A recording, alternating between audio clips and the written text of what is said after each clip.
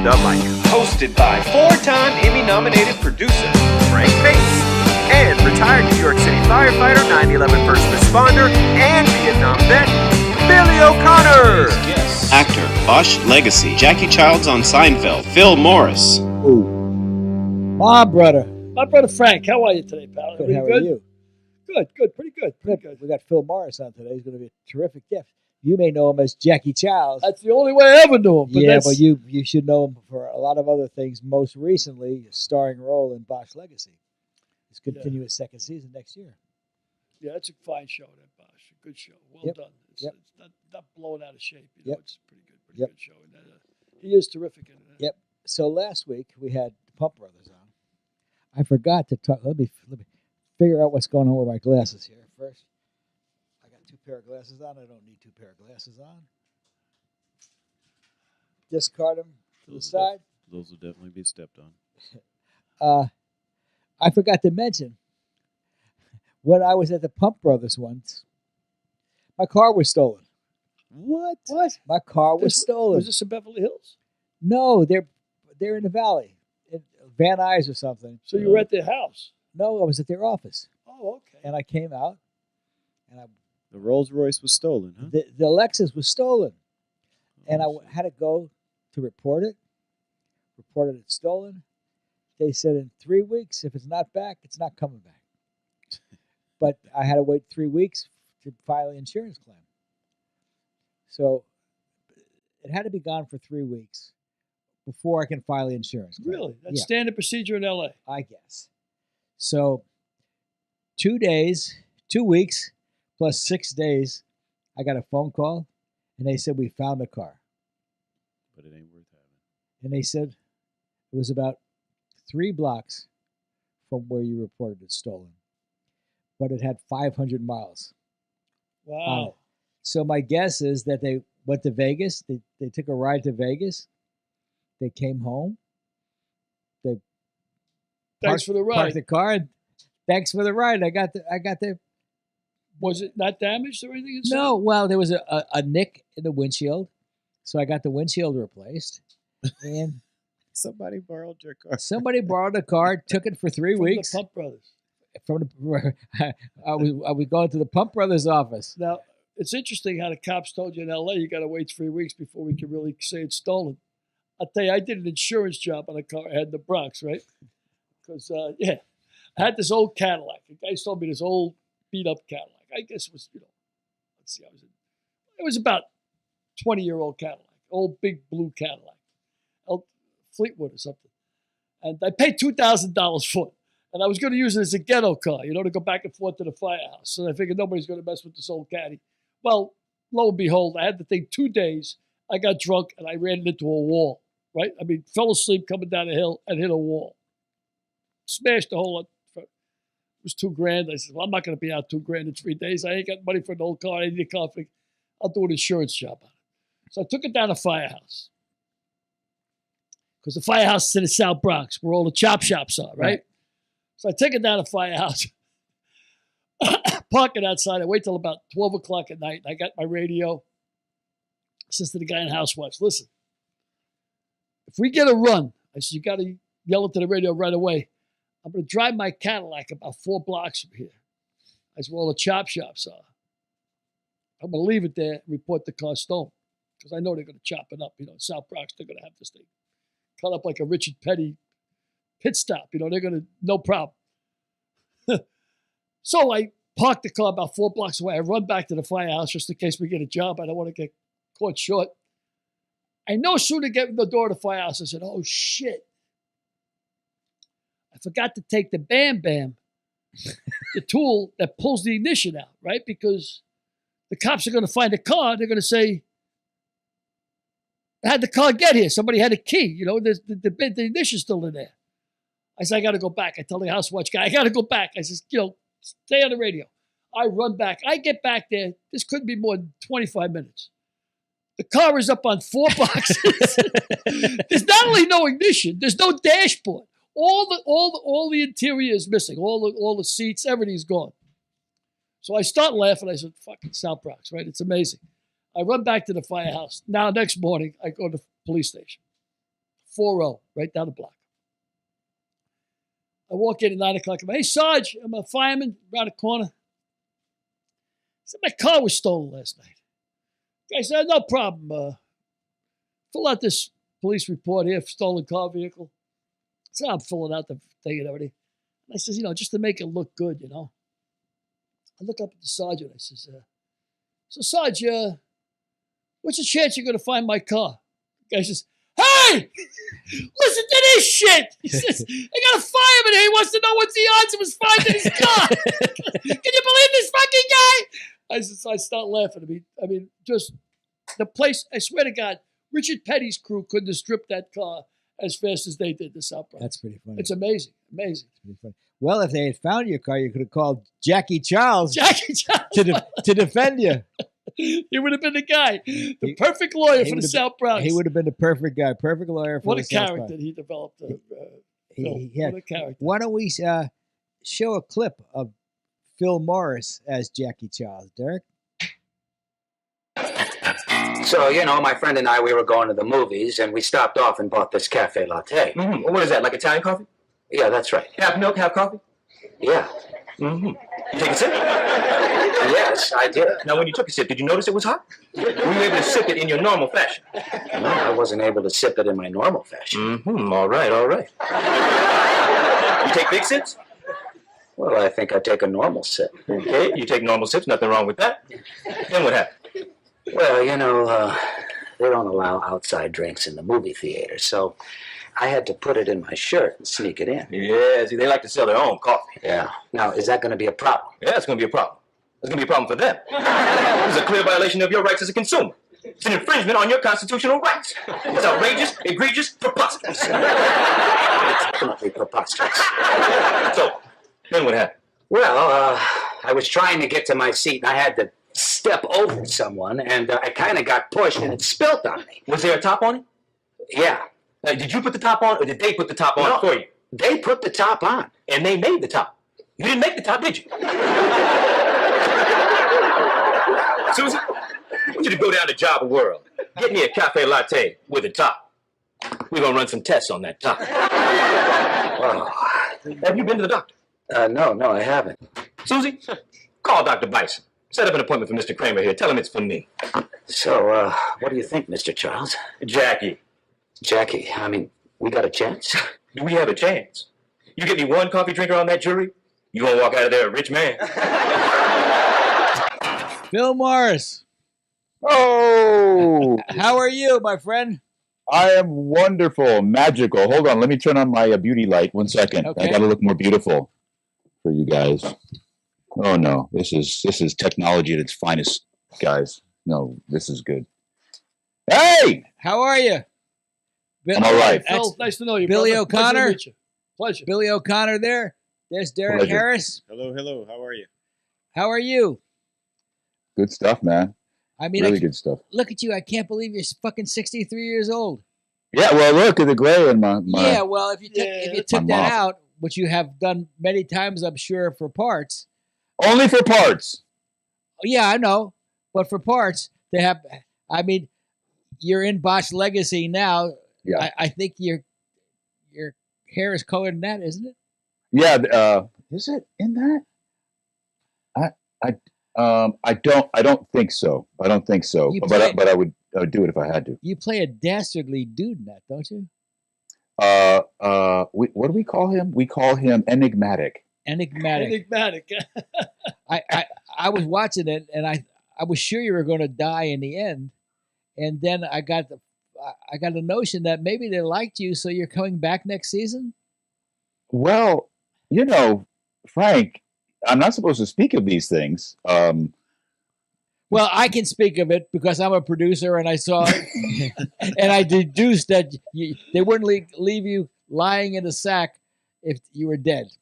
Well, let me tell you the story because, listen, I've been reading both of your books. I have to tell you, I love both of them for that's different very kind. reasons. Very kind. But I wanted you to know I am reading them. And I know when people send you things and they're like, oh, sure, I read it. And they didn't read it. They just give you lip service. But because Frank's book is so good, and it really is about the Hollywood behind the scenes, kind of how the sausage is made a little bit. I'll tell you the story about this Bosch thing. Titus Welliver, who's the star of it, is just a great guy. And he turned out to be a big fan of my father's. So Greg when Morris. he saw my audition, my father, Greg Morris. Greg Morris, from the original Mission Impossible series, not Ving Rhames from the movies, Right. but from the original series, just for the fans. But Titus was a huge fan of my father's, and when he saw my audition tape, he just like sparked to it. And the producers are like, "Well, you know this guy?" And he's like, "No, that's Greg Morris's son. Yeah, I know his work, but we got to hire him. He's legacy. He's great." So he and I got on like a house on fire from the moment I met him. And I was only supposed to do 3 episodes. I ended up doing 8 of the 10 of that season. Again, Frank, I fully thought I was going to get killed as well in the final episode, which was written by Titus and Michael Connolly. And they saw fit not to kill me. So hopefully that means that portends good things in the future. I love working on the show. You're such a bad guy. Hopefully it portends good things in the future. Let me ask you a question, Phil. When Frank asked you, did you dye your hair for that part? You said you was thinking about, no, I don't think I did. How long ago did you shoot that part that it's showing now? I mean, well, we shot it. No, that season was shot over a year ago, and I've done another season of another show that I do called Doom Patrol for HBO Max. So maybe he's just grown out a little bit. I don't know. I mean, maybe they did tint it a bit, but I don't dye my hair, man, because in real life, if you dye it and you got to lie about it later, they're like, one day you look, 60, and the next day you look 42. Yeah. Well, for you, it's one day you look 50, and the next day you look 42. It's unbelievable. I mean, I had lunch with you. You look better on camera than you did in person, and you look pretty good in person. Thank you, brother. That's that martial arts, all that martial arts stuff. Yeah, sure. Well, it's that, and I found, man, look what I do. I do this magical gig that is so special, and I really get it, and I learned a lot of it from my father, obviously, and I took to it from then. And it's, if you're doing something that you love, your spirit is healthy. And I guess if your spirit is healthy, then you're healthy. Well, you had a pretty interesting upbringing, didn't you? Very much so. My father became famous in Mission Impossible when I was 7. So that was not the #1 show in the country. It was the #1 show in the world. And at that time, he was a big groundbreaker, and we were so proud. But it changed our lives exponentially. If you see pictures of us from when he first started, and I have some pictures from, we had a photo session on Larchmont right there by Paramount Studios in 1966. I'm 7 years old. And when you look at those pictures, I have no clue what's going on. I don't know what we're doing. I don't know why we're taking pictures. They're telling me, okay, now look at your dad. You love your dad. I'm like, yeah, of course I love my dad. No clue. You see us 25 years later on the cover of Ebony magazine. That's a family who understood that they were in the Hollywood spotlight. Well, it said, when I was doing research on you, Phil, it said that you were an acting protege of Peter Graves. Were you close to Peter Graves in Mission Impossible? Very close. And it was, he was my Uncle Peter when I was growing up, because, you have your play uncles and stuff. And I had no idea that they would bring Mission Impossible back during the writer's strike. And they hired Peter. Peter asked to be in the show. And so I'm now working with my Uncle Peter Graves. And it was just phenomenal. He wasn't necessarily my acting coach, but he gave me so many professional tips, so many ways to handle yourself on a set. And one of the reasons I love Frank's book is because it does talk about the humanistic aspect of this business that so many people see as ethereal and romantic and magical. And yes, it is all those things. But there are real people who really work their asses off to do this amazing job. And my father and my Uncle Peter taught me how important it was to respect the craft of acting, and as it pertained to the craft of making good television. And Sidney Poitier was one of your role models growing up? Absolutely. In fact, I have a movie, hopefully, that we're going to get ready to do, that I took to Sidney, and he kind of blessed it prior to his passing. Rest in power, Mr. Poitier. But these were the people that were in my household when I was growing up, Frank. And you say, having an amazing upbringing. These were the influences. These were the cream of the crop. This is top shelf alcohol. These people were as incandescent as they get. And whether it was a Bill Cosby or Harry Belafonte, Isaac Hayes, or so many people came by my father's house and played pool, and like they say, chopped it up. that I couldn't help but be affected by this business in a very, very personal way. Do you feel that put extra pressure on you to be an actor or to succeed in whatever you tried? Or did To you always succeed- or did you always know you were going to be an actor? I didn't always know I was going to be an actor. I'm an athlete. I started as an athlete, running track, martial arts, basketball, all that stuff. And then I got into automotive design. I love cars. And so I went to Art Center for a little bit. And I went on a summer vacation or summer job vacation with my father. And Frank, again, this speaks to, and Billy, this speaks to my upbringing. The movie wasn't just a movie. It was a movie that starred my father, Billy D. Williams, Henry Fonda, Chad Everett, Merle Haggard, Buck Henry. I mean, these were so Randy Brooks, Carl Franklin, the brilliant director. That was my first experience in my own journey as an actor. And so when I came back from that location, I'm like, I am in. But to answer your question, Frank, yeah, I felt a lot of pressure to be successful. That's all I knew. All I knew was this guy was a star. So when I started acting, that's what I expected to be. Very difficult for a young actor to expect to be a star when they start out. I don't even know what that means now. Right. You know, I just know what it means to be a good actor. And when you do that and it resonates, I suppose that leads you to that. But it was a double-edged sword. I learned a lot, but I also felt like I deserved a lot. And you got to work for this stuff. It don't come to you just because you're Greg Morris's son or you're good looking or you wear your clothes well. You got to work your ass off. And when I learned that, then everything kind of came together for me. But I think I struggled a little bit with my ego early on. The difference, I guess, between being an actor and a movie star is night and day, right? I mean, you're one thing, you're a television star or you're an actor. They're not really the same thing, right? They're not necessarily compatible. Right. Well, Frank, you can speak to that probably better than I can. Well, I think the question was, with all respect to Billy, misstated because it was, the difference between being a working actor and being a star are two different things. Greg is a working actor. He's not a huge star. Right. Rusty Russ, who was on, is a working actor. He's not a star. Even Stephen Lang is a working actor, not a star. It's a big leap between being a working actor and being a Tom Cruise. Right. I totally agree. Being a George Clooney. Right. Being Totally agree. a Sandy Bullock. Gotcha. Those people are stars. People like Greg are, guys who wake up every morning on the first of the year and looking to make their nut. And that's a little bit. That's bit. kind of Greg has always been in that situation. It's a good thing to be in because how long you been doing it now? 40 years? I started at 18 years old. I'm 63, so 48 years. Yeah. So you've endured, and you're an amazing, amazing success because you're still in demand. You're still working, and you're relatively you're a star, but you're not a star that everybody knows. You're not absolutely.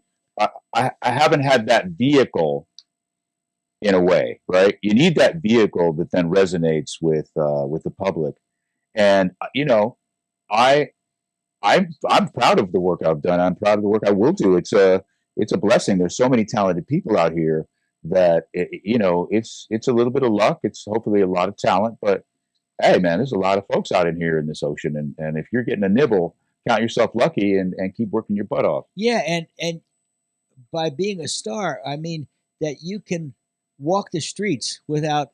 You don't have to rent a movie theater like Elvis or Michael Jackson to go to the movie theater at night.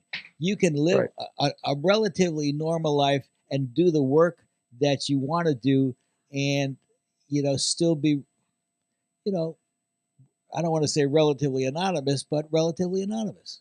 I call it familiar. Familiar. Yeah. I'm familiar. Familiar's cool. I know that guy from somewhere. Yeah. Where do I know him from? That's the big deal. That's a big deal. But when you did Jackie Chiles, which we interviewed, we played a clip of Jackie Chiles to introduce you. That was on the #1 show in television. What was that experience like for you? I I love this business. This is why, because the process itself is almost like a needle in the haystack thing, because there's so many talented people. My agents were told Seinfeld is looking for someone who can approximate the Johnny Cochran energy that they were seeing every day in the OJ trial, which was in our faces for a couple of years, right? Full on in the OJ trial, getting to the end, and they wanted a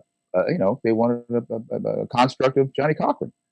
Well, I had been going to the same barbershop as Johnny Cochran since I was 8 or 9.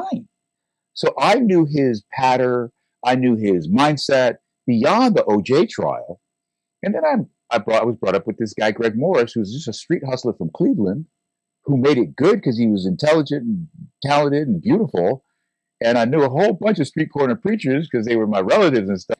So I kind of mixed in what I knew about Johnny, my father, a bunch of hustlers, and I came up with this Jackie Chiles character. And so I walked in, and there was only a couple of us that pre-read for the casting director, Mark. And I had like one line. I said one line. He goes, "Okay, you got it." And we went over to Jerry's office, and Jerry was there. Larry David was there.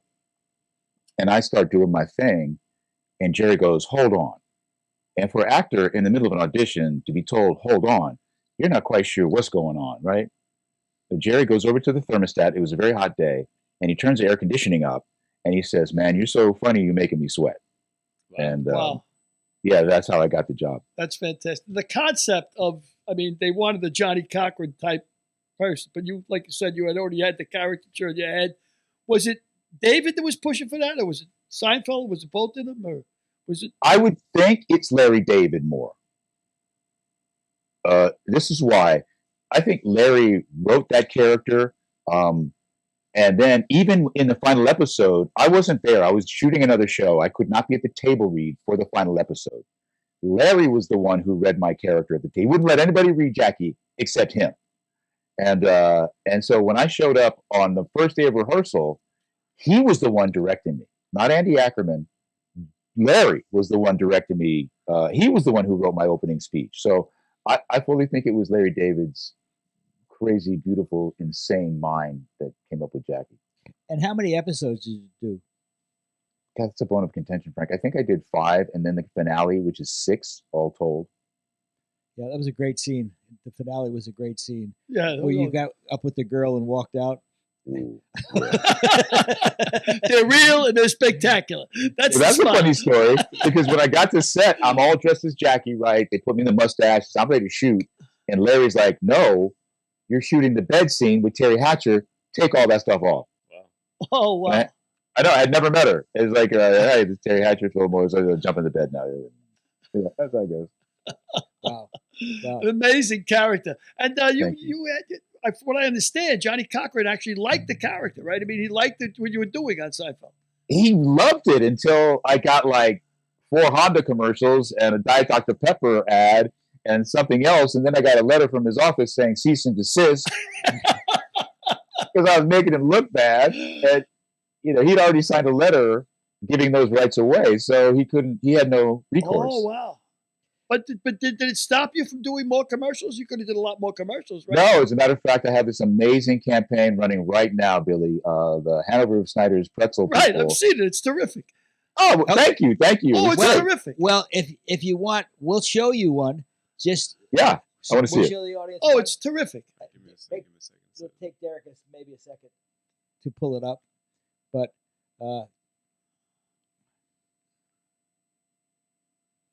Can you see it, Phil?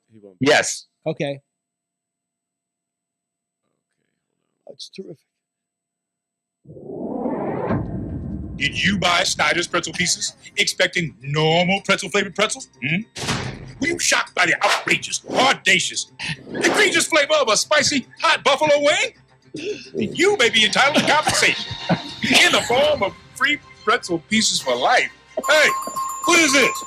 What do you mean we settling on free pretzel pieces for life?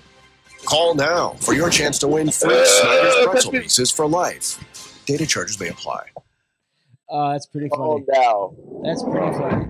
Thank you. Did you buy Snyder's pretzel pieces expecting normal pretzel doing stuff pretzels? like that, you guys. Were you shocked by the outrageous? The best way to do it, just have a good time all day. Yep. Yeah. You know? You got to be like when you immerse yourself in a character like that. I mean, it's obvious. Jackie Chiles, Johnny Cochran, the same initials, and of course, the vocabulary, well dressed. I mean, but you really, really blew me away with that part. I mean, I love Jackie Chiles. I mean, just one of the funniest characters on the show, and a lot of good ensemble characters in that When show. I told Billy that you were coming on, he said, "Oh my God, Jackie Chiles." My son's obsessed with. He said, "That's exactly what you said to me." My son's almost 40. He's obsessed with your character. Obsessed. He thinks it's hilarious. Honest to God, and I don't blame him. That's a terrific. I thought Seinfeld, and I'm a big fan of Seinfeld. And I always thought it wasn't going to go big nationally because it's such a New York show. I mean, the guys in the diner and, the whole, it's a real New York show, but it went national, blew up. But the ensemble cast to me is probably one of the best ever created. I mean, every bit character they had on it was terrific. I think, Billy, you're absolutely right. And, Frank and I have seen a lot of comedies and a lot of four cameras. And I just thought it was a special group.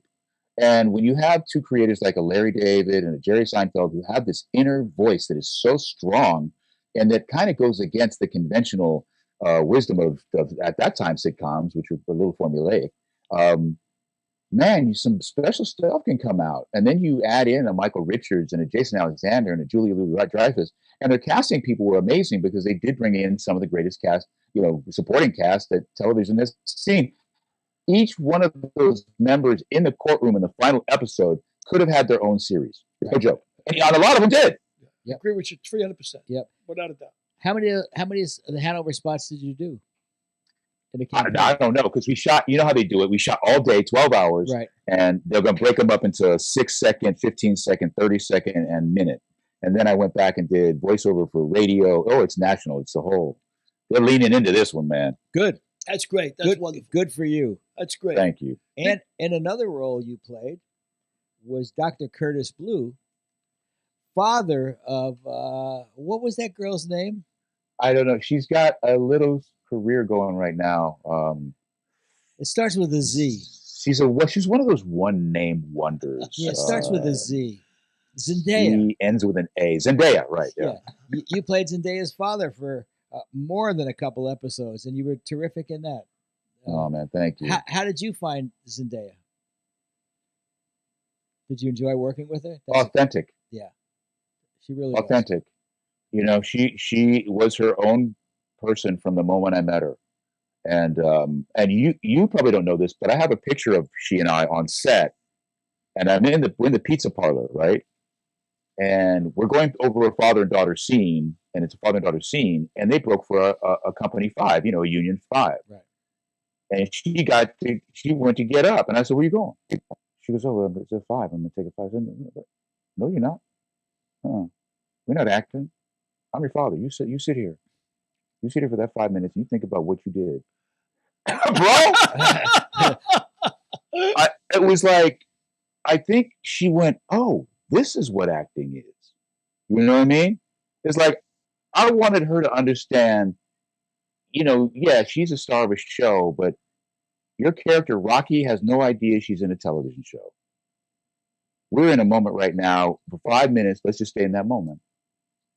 And she did. And boy, oh boy, this young lady has taken to her career so beautifully. I'm so proud of her. It was an honor. I loved coming to do the show all the time. It was a fun character to play. And then we had you back on as Agent LaChance in an episode of Girl Meets World. Well, that was the one written by Will, right? Yes. Yep. Will Friedle. Yeah, Will Friedle. Will's a good friend of mine. I love Will, and I love you guys, and I love Jeff, who's the dude, Jeff Franklin, and Frank. Anywhere you are, I'm going to come play. And because I had Joel Zwick with me. That's so much the better, brother. You're just sweetening the pot right now, right, Billy? That's sad. That's quite heavy. We had they're speechless over here. Heavy company. We had Joel on the podcast. We said, "Hey, Joel, how you doing?" And then we said good night. Sat back. Yeah, he was terrific. We sat back, and that's exactly right. So much energy he's had. He's a terrific director, and He's a He great. looked like he was vaccinated with a photograph needle. It just kept coming out, and he just kept flowing. It was good stuff. But really, I mean, really, Vaccinated with the talk about a needle. guy who knew his craft. I mean, he just didn't stop. And Oh, yeah. memories. And he loves it. Yeah. He just loves it. To this day, he loves directing. He just, and that's, I guess, Frank, isn't that why we keep doing it? It's like, it's love. It's, hey, money's money. That's great. And I like making money and stuff, but there's a lot of ways to make money. This is unique to me. This is my legacy as well. So Sure. I have a certain reverence for it, but I think it's so special. And I think the people in it are so special that I feel honored to be a part of the tribe. When Seinfeld hit big, and you were doing Jackie Chiles, which of course is such an iconic character, I can never look at you and not think of that character because it's a remarkable character. Did you have to take the mustache off? Was it becoming a problem in public? Did people recognize you then? Or I rehearsed all week without a mustache and glasses. Show day, which is like everything's locked and loaded. Show day. Larry goes, give him a mustache and glasses. Wow. Like that day, I didn't even know what it looked like with it. Unbelievable. Until we put it on in makeup on shoot day. And there you have it. So, and there you have it. That's it. And exponentially, the character got twice as funny. Oh, you froze. And if Groucho Marx was alive, he'd tell you that. Right. Yeah. Right, Could you repeat that, Phil? You froze a little bit, so we couldn't hear what Groucho would have said. Oh, I'm sorry. My internet. I'll tell you. I told you, Frank. My daughter was playing in a volleyball tournament. Yeah. All the girls were out there because they won it. Oh, good. Oh, that's great. And they're raging. So I'm away from my router in my bedroom. But what I said was a fake mustache is way funnier than a real mustache any day. And Groucho Marx, if he was alive, would tell you that. Yep. And you're a pretty big car enthusiast, aren't you? You drive big time. You're driving a Lamborghini?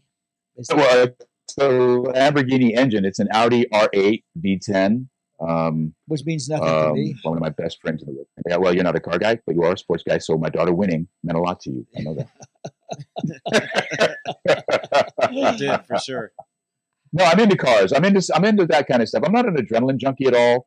I just love life. And to me, I've gone to race school. I've been trained to race cars and to drive cars on a racetrack. I love that. I'm a martial artist, full stop. I love that. I'm not a fighter per se, but I love the training and the tradition. And I mean, I wouldn't fight me if I was not me because I might hurt you, but I love the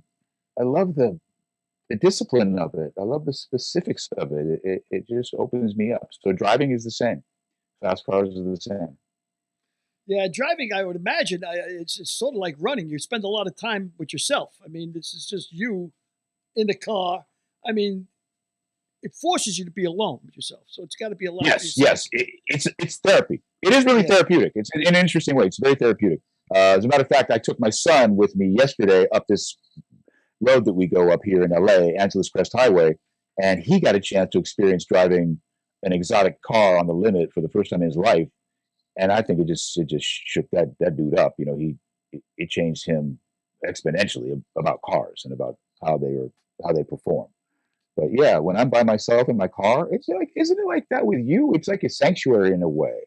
It's a place you can get away. It can be your office. It can be your, your bar. It could be your restaurant. So I love cars. Yeah, I mean, if you're a writer or you're a comic or whatever you're doing, if you're acting, to me, it's when your mind is completely at ease that some of the best thoughts slip in from your subconscious. Like in the shower, in a car, driving, walking, running.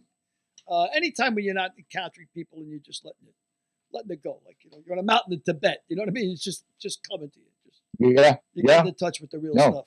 It's exactly. And sometimes it's hard when the noise is too much around you. What are you currently reading? Aside from the your two books. Yeah. What authors do you like? I'm reading all of the Game of Thrones books. I wanted to read them all 5,000 pages. So I'm reading that. What else am I reading? Oh, I'm reading. It's a Martin Luther King Jr. book that I got. A Trumpet of Conscience. I'm reading that. I'm also reading. I read a lot. I'm also reading Soul on Ice by Eldridge Cleaver. Eldridge Cleaver's I book. read that. Great book. He wrote that while he was in prison, didn't he? I know. Yeah. It's fascinating. I had never read it. My dad always had it in his library.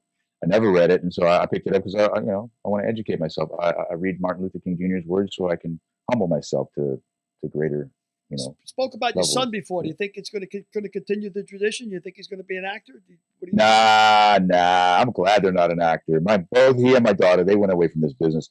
They saw me go through whatever I went through. They don't need this stuff. They're smarter than me.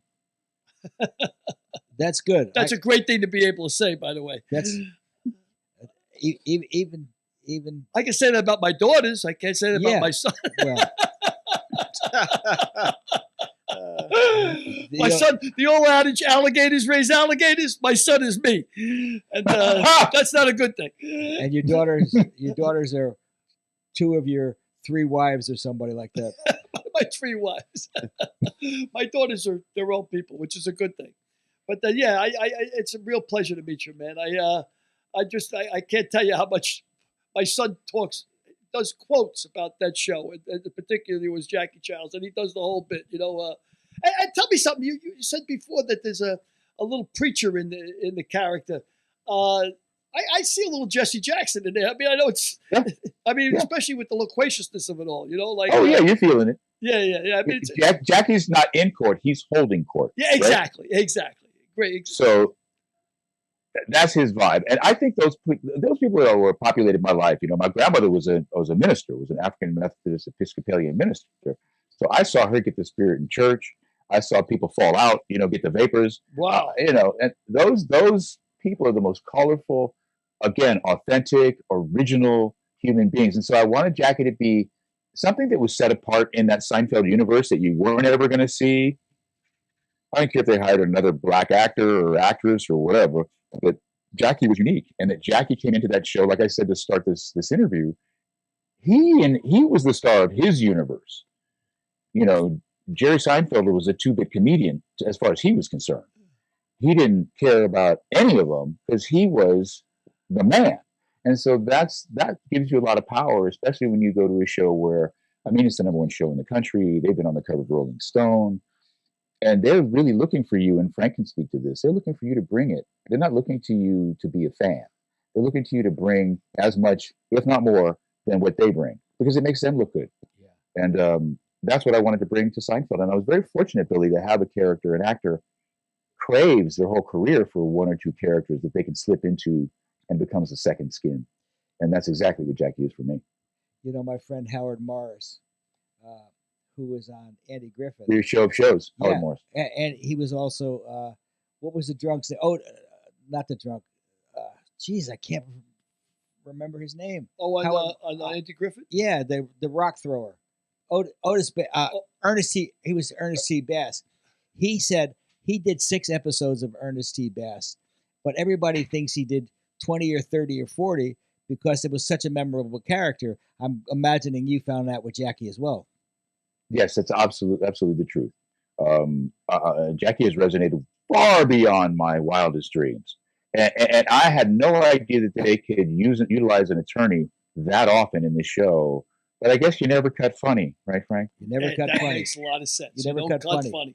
So, Phil, let me ask you: your dad, how did he become an actor? I know there was probably show business in your genes because your father was, or his father was a jazz trumpeter. But how did that evolve? Because you were born in Iowa City, weren't you? And how did he get his start? And when did you make the move to LA? He was going to the State University of Iowa with my mother, living in married student housing. That's when I was born. He had a communications professor by the name of Paul Heinberg. Paul said to him, "You are wasting your time in this class. You need to be on the stage." My father also had a radio station or radio show on campus at the time. It was a jazz radio station. My father's father was the second horn for Duke Ellington. So he came from show business. He grew up with Ella Fitzgerald babysitting him. So he was familiar with the shine of showbiz, shall we say. but he wasn't called to it until Paul Heinberg dropped that dime on him and said, "Hey, man, you're beautiful. You sound amazing. I know that you're charismatic. You will eat it up." So he got into that and got into a road company of A Raisin in the Sun. And In God Iowa? rest his In soul, they Iowa brought him or down to LA. He traveled to Seattle. He moved to Seattle. He and my mom had kind of split for a minute. He went to Seattle to try to make a living as a lumberjack. What? And he ended up gravitating back towards the theater because Seattle has an amazing amount of theaters per capita. And he got involved in A Raisin in the Sun. They brought that show down to LA. Some people saw it. He got into Ben Casey and opposite Sammy Davis Jr. It was a seminal episode of that show. And my dad wrote his ticket after that. Wow. Fantastic. That's a great story. Again, the right time, the right place, guy. the right break, and be ready to walk through the door when it opens. Yep. That's the big thing, right? To Stay be ready. You ain't got to get ready. Yeah. If Be you are ready, ready. you don't gotta get I ready. haven't heard that before, but that's perfect. Perfect. And we've had so many people on the show to talk about luck, to talk about being the circumstances, but of course, paying the dues, doing the work, and be ready. You don't have to get ready. We haven't heard that before, but that's right on the money. I got a question. Phil, how you doing? It's Derek. Hey, buddy. You are into martial arts. Mm-hmm. So which form of martial arts? Okay. What are you good at? Well, I've been studying Wing Chun Kung Fu for over 30 years now. My Sifu was a man named Hawkins Chung. He was inside Kung Fu Man of the Year in 2004. I'm the guy in the picture getting my face smashed by him in it. I started martial arts when I was 7, when my father started Mission Impossible, and they started to study the martial arts so it looked accurate in the show. I then studied with a master Bong Su Han in Hapkido Karate. And I finally found my Sifu, Hawkins Chung, who passed away a couple of years ago, because I was a huge Bruce Lee fan. Right. And Bruce Lee studied Wing Chun Kung Fu. And I want to be like Bruce Lee. But I never found that when I was a kid. I found it later when I was an adult. And thank goodness I did, because it's such a beautiful art.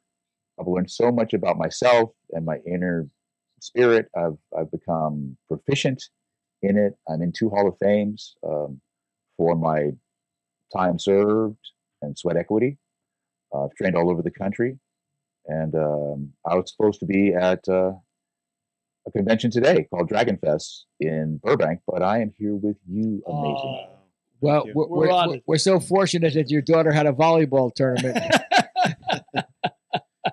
Well, so that you were available to be with us after that tournament. Right. I got some more questions, because that's, you spoke about profound, or learning something about yourself that's profound. I'd love to know what that is. Like, what do you, or a better question would be, what do you think? What is the most profound learning from practicing martial arts? Humility.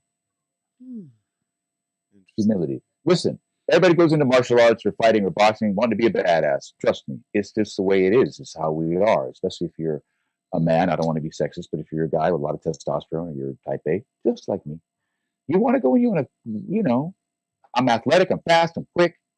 And what you start to understand is all that's great, but there's something else at work for you to be a master, right, or to be of the highest level. And many people, I call it my third eye opening. And what that means is you move and make moves beyond your conscious mind. And to do that, you have to humble yourself. You have to empty your cup, as Bruce Lee would say. You have to have a void of not knowing, so that you can fill that void with knowledge that will do the things that you say you want to do. And I think that in studying martial arts, first of all, if you go in with too much ego, you're going to get dropped. And that's a real lesson. When you get smacked around and you think you're all that, you're wondering, well, what do I have to do? A lot of people quit when that happens. A lot of people leave, or if it gets too hard, or the stances are too tough, or the training is too difficult. A lot of people drop out. It's thankless to teach martial arts.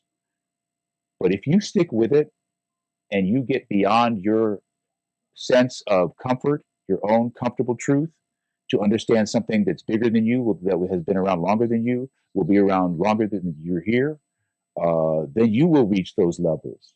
you will feel your third eye open.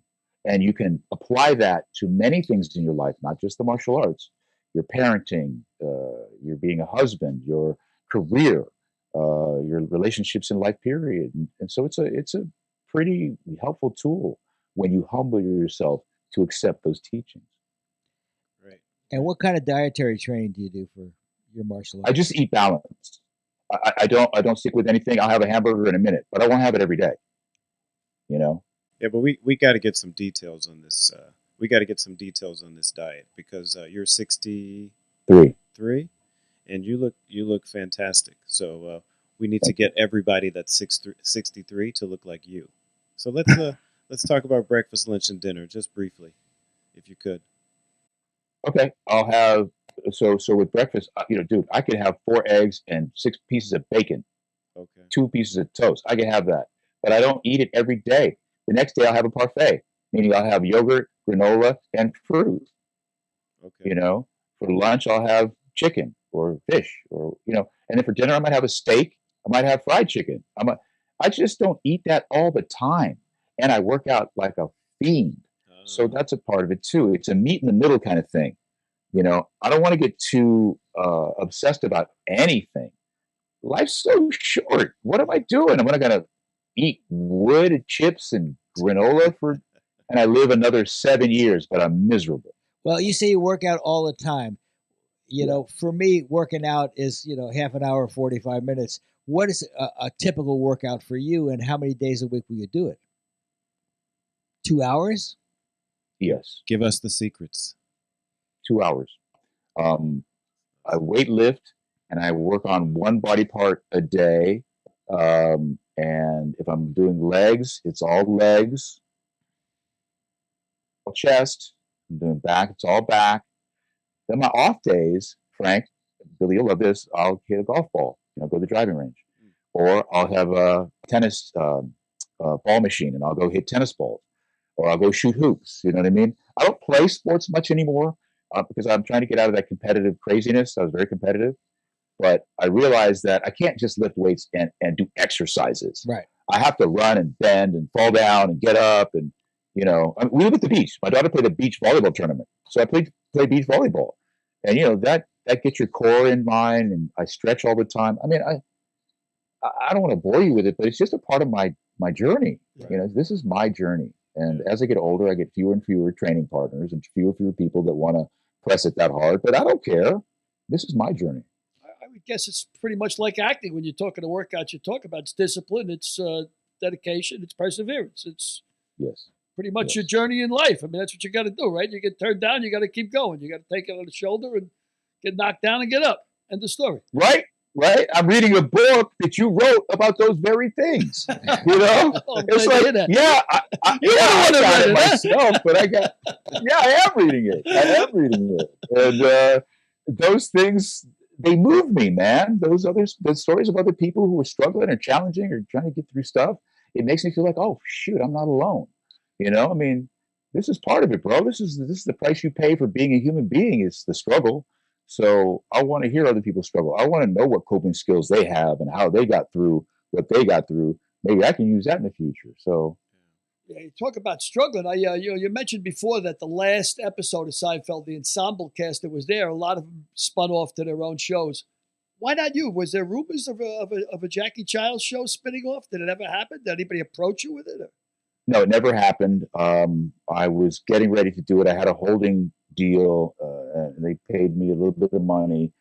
But the writers that I wanted to use, they used on Michael Richards' jump off on his spinoff. It wasn't really a spinoff, and it didn't do well. No, it didn't. It didn't do well, and so they kind of put me on the back burner. I don't know why, because my show would have had nothing to do with that, and Jackie would have been in a completely different universe than that. But they just didn't follow that thread, And who knows? As we see, Jackie ain't dead. Jackie ain't dead. Well, and another tribute to your longevity and your attitude is the fact that you've been married for 40 years next year to your wife, Carla? Just about. Yes, sir. September, 38 years, wow. Maybe 39 in September. Yes, sir. 39 in September and 40 in so I've been married 39 in November and 40 in 1983. So it'll be 40 years in 2023. Good That's real. times. Yeah, my first it's wife, she real. broke her leg. I had to shoot her. So it wasn't,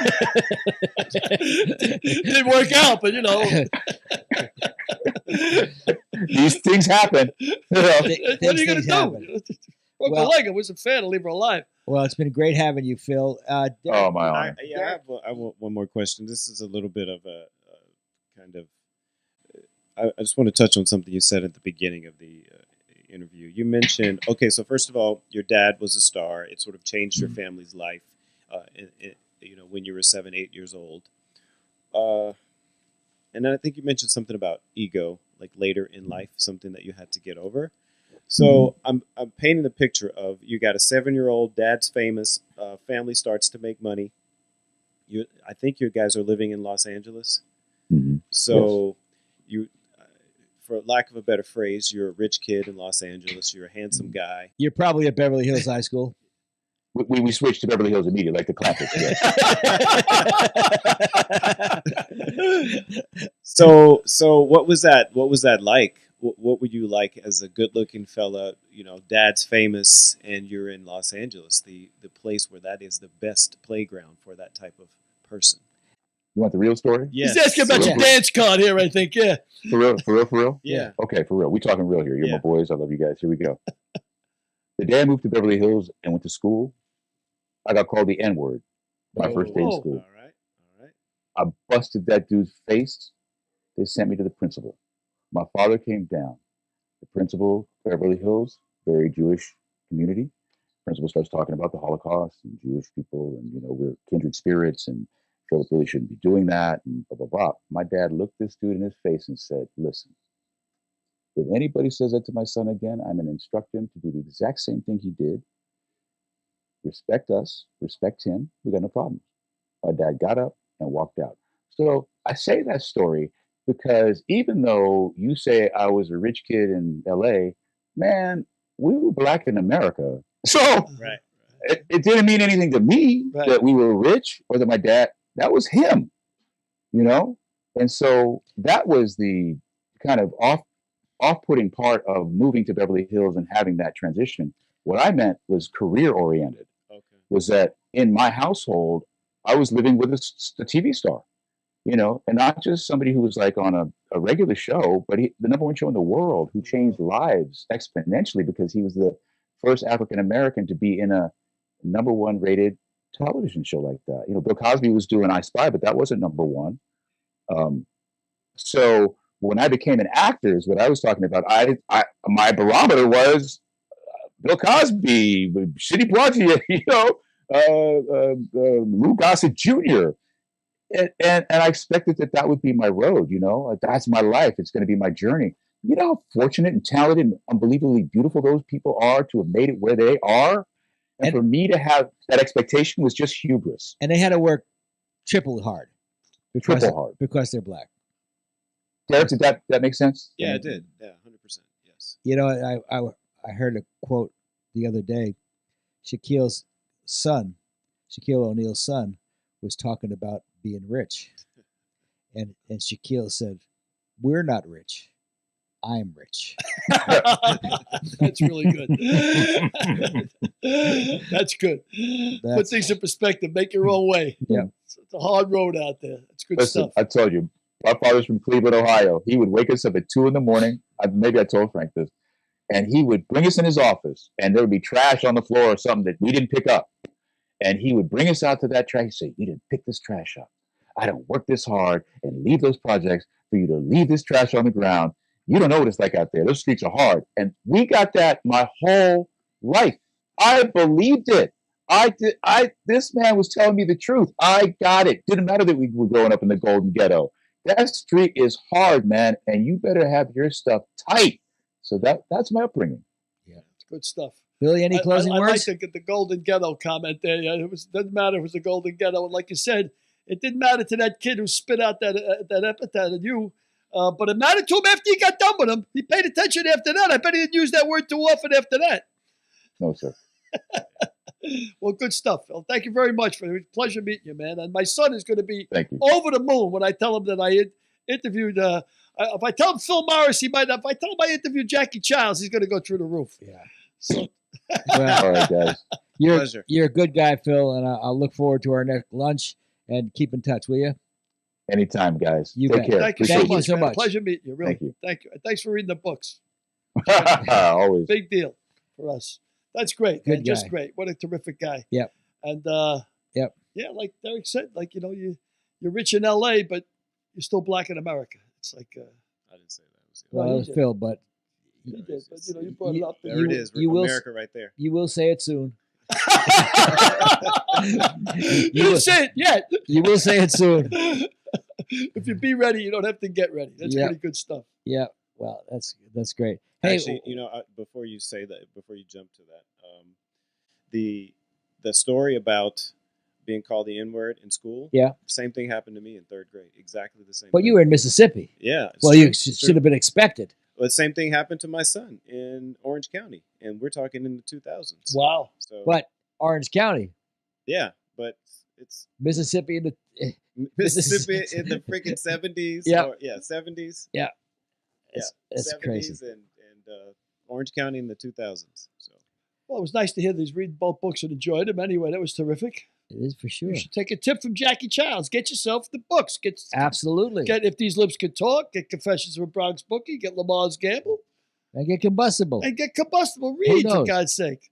So what's your story about triactin? What was that?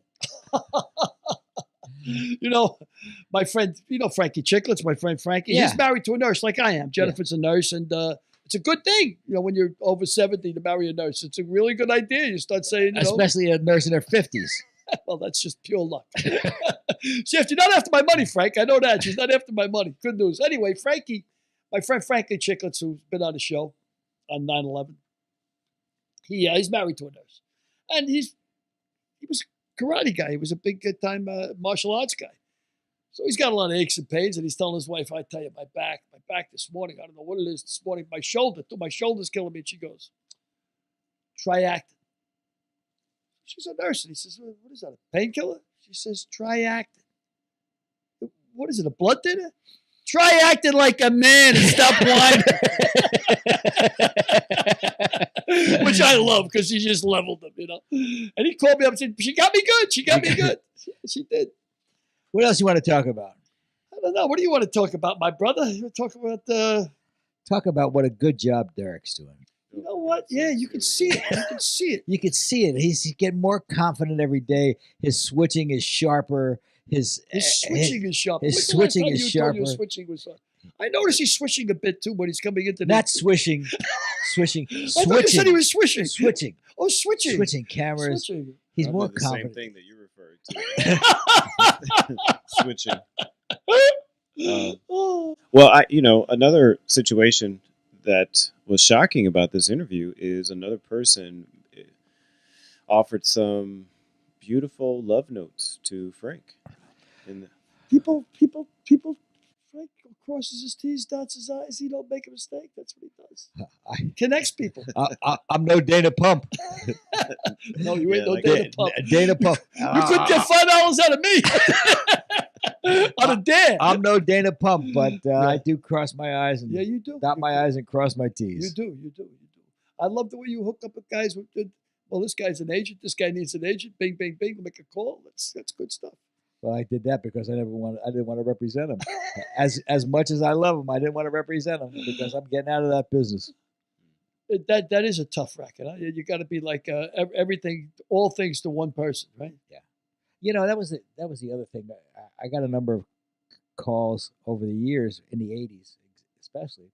We're talking about being an agent, by the way. Yeah, we're talking about being an agent, and I turned them all down because I didn't know how to pick one client over the other. So if somebody called me for Rod Carew, and I had, let's say, a Darryl Strawberry, or I had a Harmon Killer Brew, I didn't know how to say, well, how could you choose one over the other? In my mind, I just wanted to represent one person, so I represented one person in baseball, which was Rod, and one person in basketball, That way I never had to make a choice. Wow. So I could never make too much money. I was limiting myself, but I was, had another career anyway. So that was like a side hustle. But you thought you were doing the job right. That's the way Yeah. to do the job. That's the way That's to the way I approach could the job. do the job. I don't know. I don't understand how people with 20 clients say, I need somebody for a Coke commercial. And how do you pick between guys? You can't spread your loyalty too thin. It's like Yeah. having 10 mistresses. Yeah. 1 or 2 mistresses should be enough. For any man. Say, Billy, say goodnight. Good night, Billy. Say good night. Thank you, Derek. Oh, thank you guys. You've been so fantastic. I mean, the energy and enthusiasm and magnetism that is being portrayed in this show is. Put me in, coach. I don't smoke. Good night, Derek. Good night, Derek. Good night, fellas.